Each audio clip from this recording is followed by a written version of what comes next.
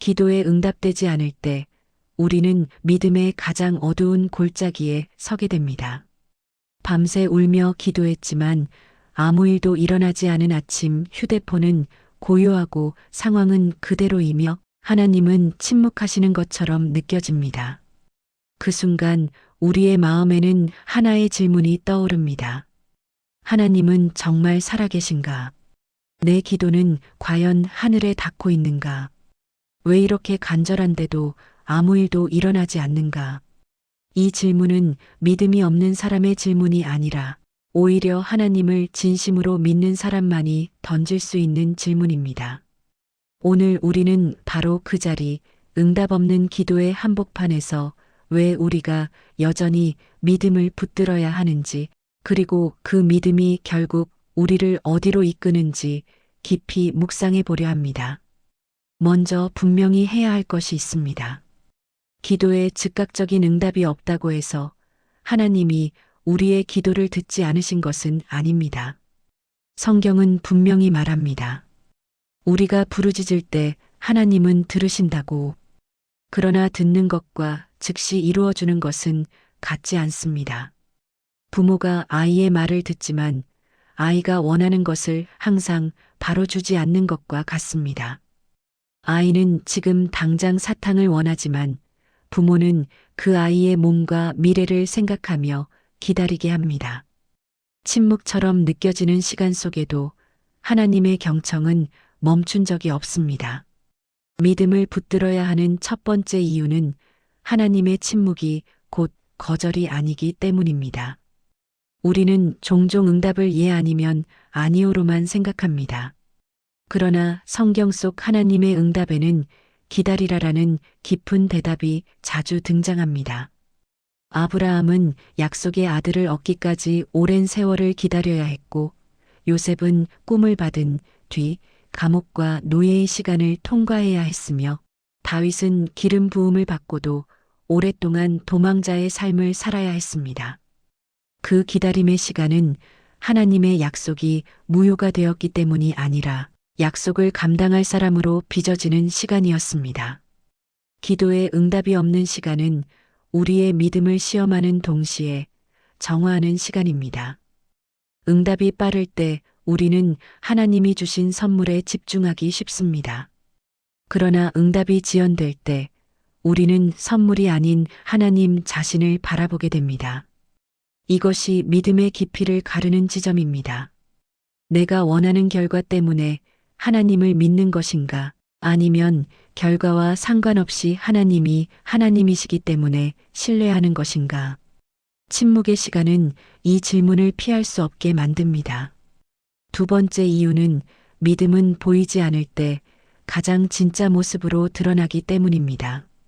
히브리서는 믿음을 보이지 않는 것들의 증거라고 말합니다.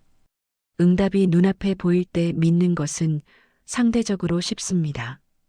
그러나 아무 변화도 없는 것처럼 보일 때 여전히 기도하며 하나님을 신뢰하는 선택은 믿음의 본질에 가장 가깝습니다. 이것은 감정이 아니라 결단의 문제입니다. 오늘도 나는 이해하지 못하지만 여전히 하나님을 신뢰하겠다고 선택하는 것입니다. 우리는 종종 기도의 응답을 상황의 변화로만 측정합니다. 문제의 해결, 질병의 치유, 관계의 회복, 경제적 돌파. 물론 하나님은 실제적인 변화를 주시는 분입니다. 그러나 더 깊은 차원의 응답은 우리 안에서 일어납니다. 기도했지만 상황은 그대로인 것처럼 보일 때 하나님은 우리의 마음을 바꾸고 시선을 바꾸고 성품을 다듬고 계실 수 있습니다. 조급함은 인내로, 두려움은 담대함으로, 원망은 감사로 조금씩 바뀌어가는 그 과정 자체가 응답일 수 있습니다. 세 번째 이유는 기도의 목적이 하나님을 움직이는 것이 아니라 우리를 하나님께로 이끄는 데 있기 때문입니다. 우리는 종종 기도를 통해 하나님의 뜻을 내 뜻에 맞추려 합니다. 그러나 기도는 오히려 우리의 뜻이 하나님의 뜻 안에서 정렬되도록 만드는 통로입니다. 예수님조차 겟세마네 동산에서 할 수만 있다면 이 잔을 옮겨달라고 기도하셨지만 결국 아버지의 뜻이 이루어지기를 선택하셨습니다. 그 기도는 상황을 즉시 바꾸지는 않았지만 십자가를 감당할 순종의 힘을 주었습니다. 믿음을 붙든다는 것은 내가 원하는 결과를 포기한다는 뜻이 아닙니다. 오히려 결과를 하나님께 맡긴다는 의미입니다. 맡긴다는 것은 무관심이 아니라 신뢰입니다. 여전히 기도하지만 그 기도의 주도권을 하나님께 드리는 것입니다. 이때 믿음은 더 이상 거래가 아니라 관계가 됩니다. 내가 이렇게 했으니 하나님은 이렇게 해주셔야 한다는 계산이 아니라 이해하지 못해도 떠나지 않겠다는 사랑의 선택이 됩니다. 네 번째 이유는 응답되지 않는 것처럼 보이는 기도가 다른 사람의 이야기가 될 수 있기 때문입니다. 우리의 고난과 기다림은 혼자만의 이야기가 아닙니다.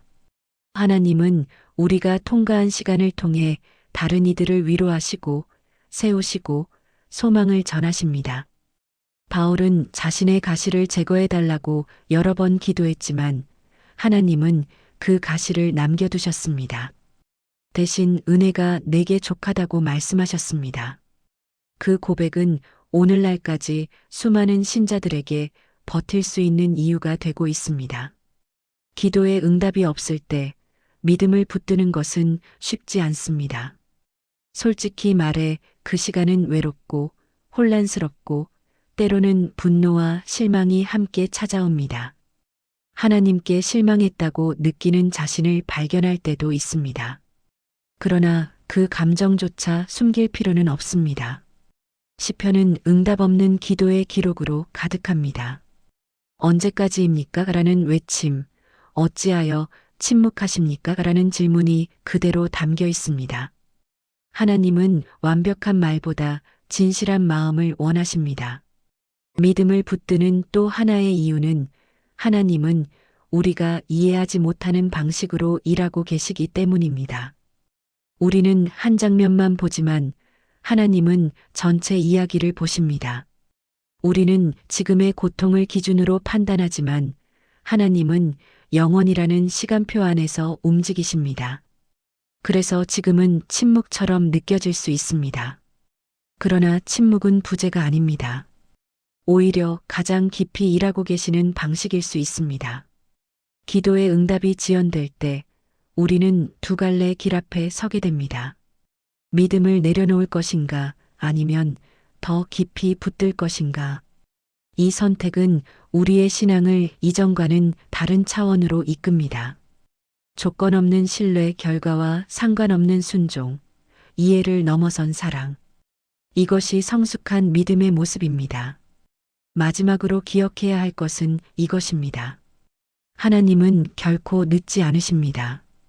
우리의 시간표와 하나님의 시간표는 다르지만 하나님의 때는 항상 정확합니다.